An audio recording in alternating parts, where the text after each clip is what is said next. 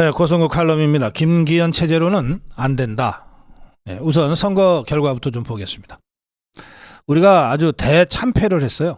민주당이 56.52, 13만 7천 표를 얻었고, 우리 김태우 쪽이 39.37, 9만 5천 표를 얻었습니다. 표 차이가 4만 표 이상 났고 17.15%로 졌습니다. 변명할 수 없는 대패를 했습니다. 자유통일당의 고영일 후보가 몇 표를 하는가가 또 다른 관심이었는데 0.6% 했습니다. 1623표 했습니다. 그래도 1000표 넘었잖냐? 그거 그렇게 계산하시면 안 됩니다. 강서구는 국회의원 지역구가 3개잖아요. 가불병. 그러니까 가불병 3개 지역으로 나눠서 계산을 하면 550표 정도 얻은 겁니다. 국회의원 지역구마다 550표 정도를 얻었어요. 자유통일당이 서울에는 국회의원 선거가 다 1000표, 1500표, 2000표 사이로 등락이 갈린다. 그러니 우리가 한 3000표만 지역구마다 얻을 수 있는 힘이 있다는 것을 객관적으로 입증하면 국민의힘도 꼼짝 못한다. 이렇게 하고 고영일 대표를 내보냈어요. 그런데 결과는 0.6%. 뭐 3%, 5%도 아니에요. 0.6%. 강서구청 전체에서 얻은 표가 1600표인데 이거를 가불병 세 지역구로 나눠보니까 550표 정도를 얻은 겁니다. 그러면 550표, 우리는 국회의원 수도권 지역구마다 550표가 있다고 주장할 수는 있어요. 그 550표 때문에 너네 떨어질 수 있어 라고 주장하기는 어렵습니다. 네, 자유통일당도 패배한 겁니다. 자유통일당 제가 정광훈 대표, 정광훈 목사하고도 대담을 했고 고영일 후보 대표하고도 했는데 그때 강서구의 자유마을 회원이 2만 명, 3만 명 된다고 그랬습니다. 그런데 최종적으로 나온 표는 1623표예요. 이건 국민의힘의 패배 이상으로 자유통일당도 심각하게 패배를 당했다는 뜻입니다. 이런 현실을 인정하지 않고 자꾸 딴소리를 하면 대안이 없어요. 우리가 꿈속에서 사는 사람들입니까? 아무리 아프더라도 현실을 정확하게 인정하고 직시하고 거기에서부터 길을 찾아 나가야 됩니다.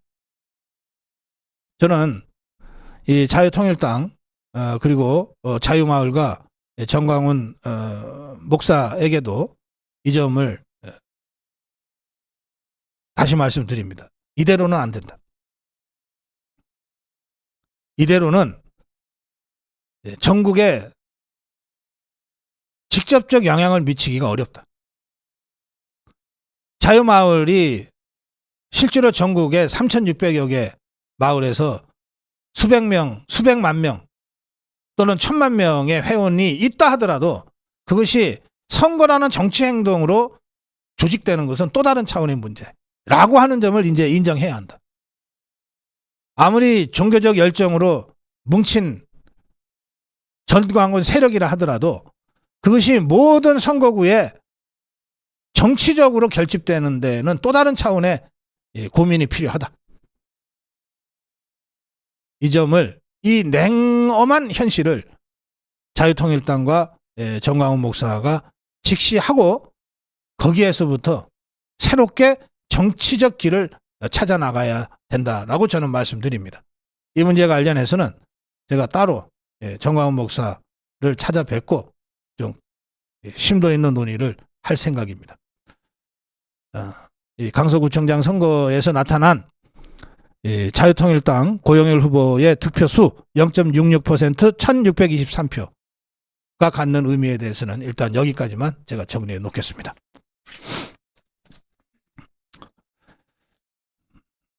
민주당은 잔치가 났네요. 당이 아닌 국민의 승리다. 윤석열 정권 심판이다. 반격의 서막이다.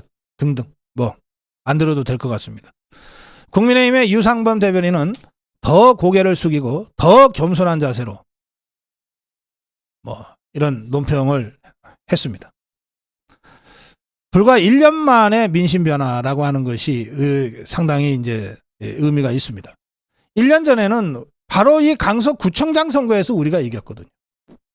그래서 김태우가 구청장이 됐던 거거든요.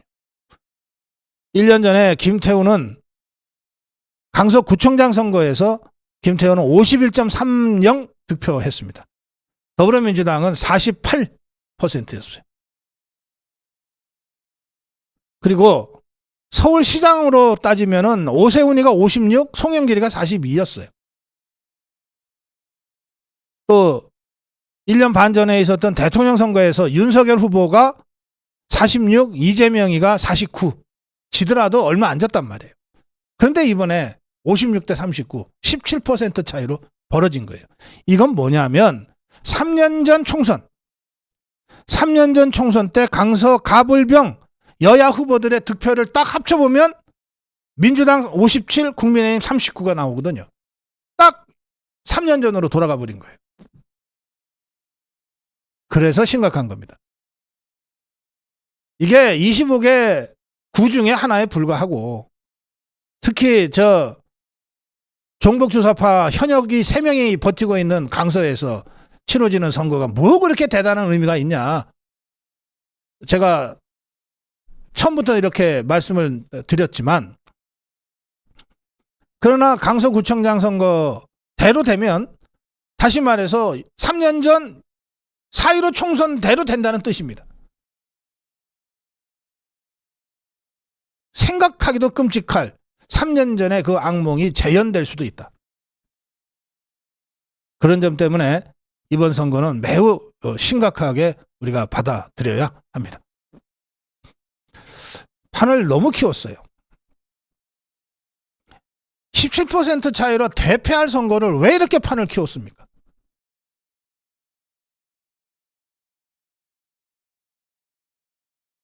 도대체 충청북도의 정우택, 충청남도의 정진서이가 왜 여기 선대위원장을 합니까? 충청권 표 때문에? 그렇게 1차원적으로 접근을 하니 안 지는 게 이상하죠. 나경원 안철수까지 고문으로 등장시켜가지고 전면에 내세워서 김기현이가 더 키울 수 없을 정도로 판을 크게 키웠어요. 그래놓고 이렇게 정말 대패해버린 겁니다.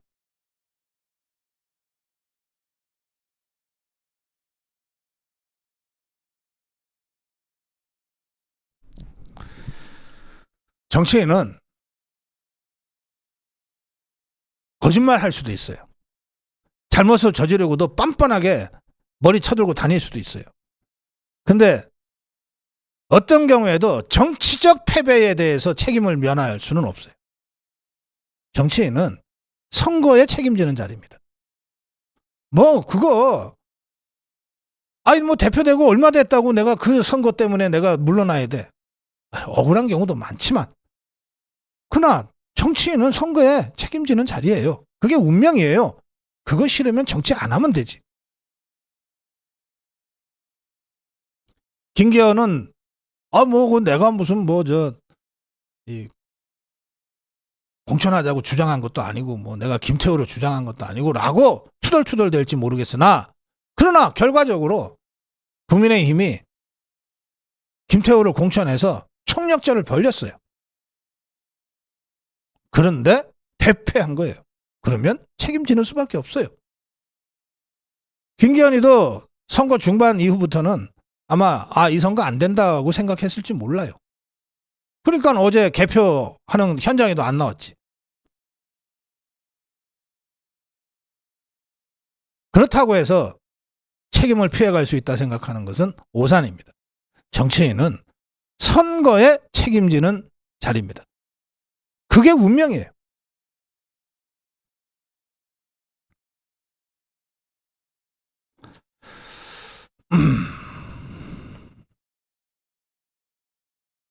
저는 이번 선거는 한마디로 얘기하면 김기현으로는 총선 치를 수 없다. 고 하는 것을 보여준 선거라고 생각합니다. 뭐 여러 가지 복잡하게 분석할 거 없어요. 김기현으로 총선 치를 수 있냐? 없다. 그 점에서 저는 이번 선거 결과가 우리에게 전화위복의 계기가 될 수 있다고 생각합니다.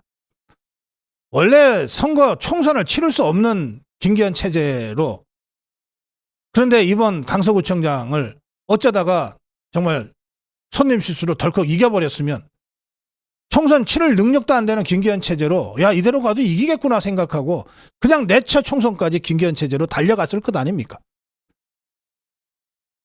근데 이제 어쨌든 6개월밖에 안 남았지만 빨간불이 탁 켜졌어요. 김기현 체제로는 총선 안 돼. 그러면 지금부터 다른 길을 찾아가면 되죠. 예, 잠시 후에 우리가 임명진 위원장님 모시고 말씀 듣겠습니다만 임명진 위원장님 그 말씀 계속 하셨어요. 이기는 자가 독배다. 이재명이 저거 보세요. 이제 기고만장해서 뭐 이대로만 하면 우리는 무조건 이겨. 그러고 갈 겁니다. 그게 더불어민주당 좌파 종북주사파들한테는 독배가 될 거예요. 반면에 우리는 예방주사를 제대로 세게 맞았어요. 야 이대로 가면 안 되는 모양이구나. 그럼 지금이라도 길을 바꾸자. 전화위복의 계기로 삼아야 됩니다. 둘 중에 하나는 해야 된다고 생각합니다. 지금이라도 김기현 대표가 지도부와 함께 총사퇴하고, 그러면 6개월 남았는데 총사퇴하고 전대하는데 한 2달이면 되니까. 물론 비록 지금 정기국회 회기 중이긴 하지만 뭐 회기는 회기고 전당대회는 전당대회죠. 해서 제대로 된 지도부를 다시 구성하는 방법이 하나 있습니다. 그런데 이게 어쨌든 정기국회 중에 전당대회를 한 전례도 없고 또 이 상황에서 누가 당대표 나가겠다고 불쑥 나서서 자리에 욕심이나 있는 사람처럼 비난받는 것도 쉽지 않을 일이고, 그래서 저는 김기현 체제의 퇴진과 전대라고 하는 코스는 현실적으로는 쉽지 않다고 생각합니다. 그보다 더 쉽고 간명한 방법은 김기현 대표가 그만두거나 아니면 김기현 대표가 주도해서 비대위를 구성하는 겁니다. 김기현 대표가 그만두고 비대위를 구성해도 그만이고, 김기현 대표가 스스로 한계를 인정하고 나는 일상 당무만 하겠다. 총선 준비는 비상대책위원회를 구성해서 정권을 맡기겠다 하고 일부 후퇴하는 것도 방법이에요. 뭐 어느 쪽이든 그건 김기현이 알아서 선택하면 될 일입니다. 비대위 체제로 전환하는 것이 두 번째 더 현실적 있는 방안입니다. 비대위 구성을 잘하면 이 비대위가 공천도 주도할 거고 선거대책위원회도 구성을 할 겁니다. 적어도 김기현이 주도하는 총선은 아니게 되는 거죠.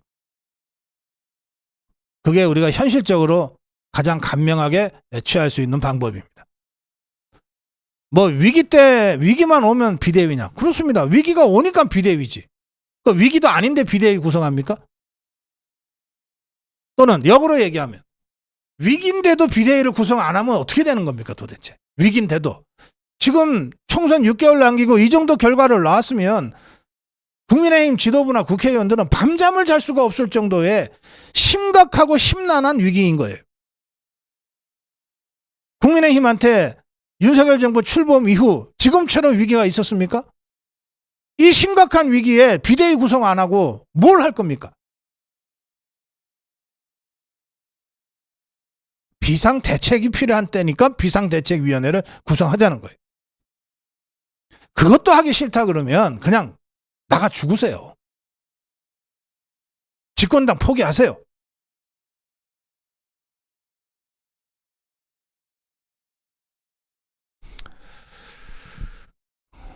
지금 여기서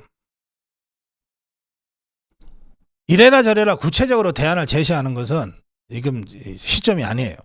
지금은 큰 물꼬를 어디로 틀 거냐입니다. 저는 오늘 두 가지 말씀을 드렸습니다. 김기현 체제로는 총선 안 된다. 는 것을 어제 강서구청장 선거가 확실하게 보여줬다. 그럼 김기현 체제가 아닌 뭔가 다른 체제로 전환해서 총선 준비를 해야 된다는 뜻인데 현실적으로 어떤 방법이 있겠느냐. 김기현 체제 퇴진과 전당대회라는 길이 있긴 있으나 지금 그렇게 정상적인 운용을 할 때가 아닌 것 같다. 따라서 김기현 체제가 사퇴하든 김기현 체제가 후퇴하든 핵심은 총선을 준비할 비대위를 띄우고 그 비대위에게 전권을 주는 것이다. 이번 강서구청장 선거의 대참패에도 불구하고 이런 최소한의 교훈조차 현실에 옮기지 못한다면 국민의힘은 존재할 이유가 없다. 차라리 당해체로 가는 것이 맞다. 고성국 칼럼이었습니다.